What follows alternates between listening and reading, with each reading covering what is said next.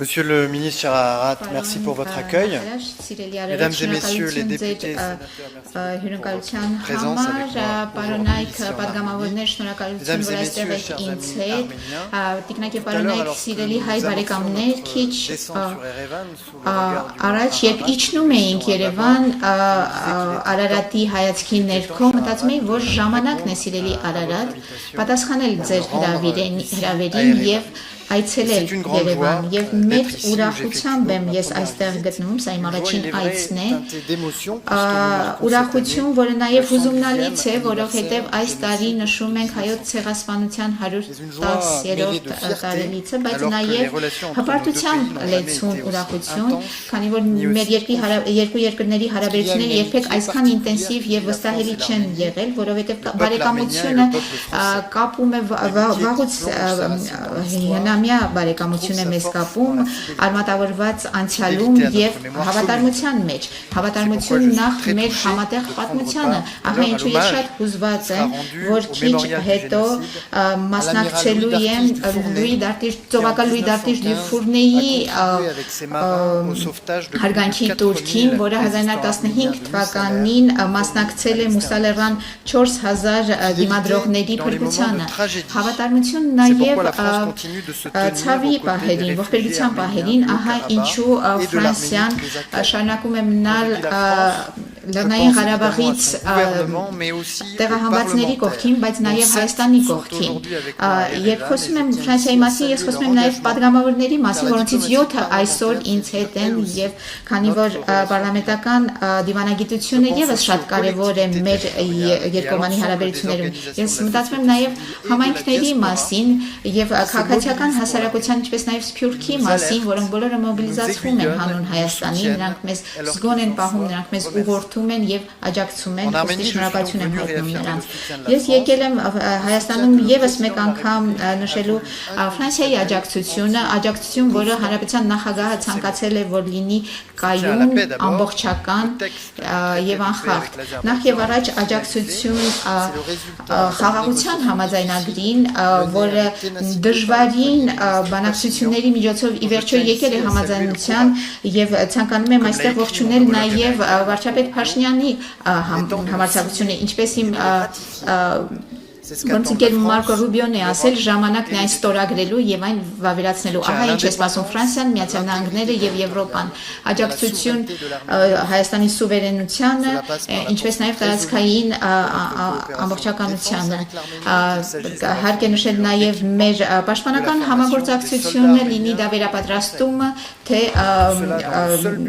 զինամթերքի տրամադրումը։ Այս ամենի նպատակն է Հայաստանին հնարավորություն տալ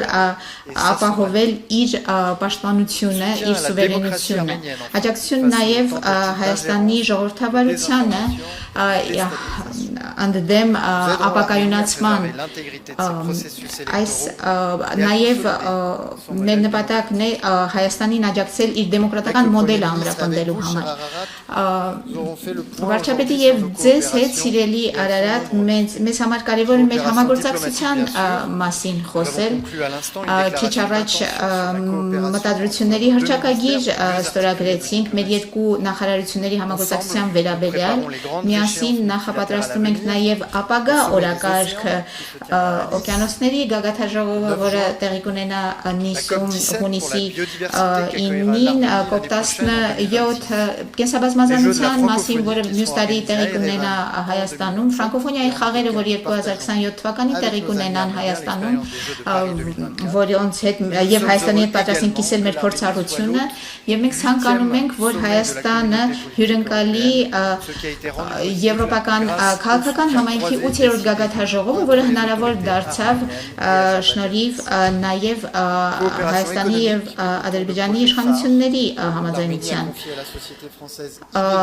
Կարևոր է նաեւ նշել, որ Հայաստանը Ֆրանսիային է, ֆրանսիական իդեմիա ընկերությանն է վստահել կենսաչափական անձնագրերի թողարկումը, սա վստահության նշան է եւ այս վստահությունը փոխադարձ է։ Ես ցանկանում եմ ձեզ հայտնել, որ ֆրանսիական զարգացման գործակալությունը արդեն 26 միլիոն Եվրոպայի կանաչ պարտատոմսերի ուրեմն թողարկումն է համաձայնացրել ինչպես նաև Պրոպարկոն մասնակցություն է ունենալու ԱԳԲԱ բանկի կապիտալին եւ բոլորին վերջերս զարգացման ֆրանսիական գործակալությունը ջրի եւ գյուղատնտեսության ոլորտում նոր համաձայնություն է ստորագրել, որը մոտ 100 եվրո վարկով կապահովի։ Ապակենտրոնացման համագործակցության ոլորտում շուտով Գորիսում, Սյունիքում ապակենտրոնացված համագործակցության կոնֆերանսը շուտով տեղի կունենա 5-րդ։ Սա շատ կարևոր համագործակցություն է մեր երկու երկրների հարաբերությունների միջև եւ որոնք իդեպ նախորդել են մեր դիվանագիտական հարաբերություններին։ Սա նաև քաղաքական նշան է, որ սա տեղի է ունենում Սյունիքում եւ այս առիթով Գորիսում Ֆրանսիան հյուպատոսական գործակալություն կբացի։ Եվ քանի որ Հայաստանի հետ Ֆրանսիան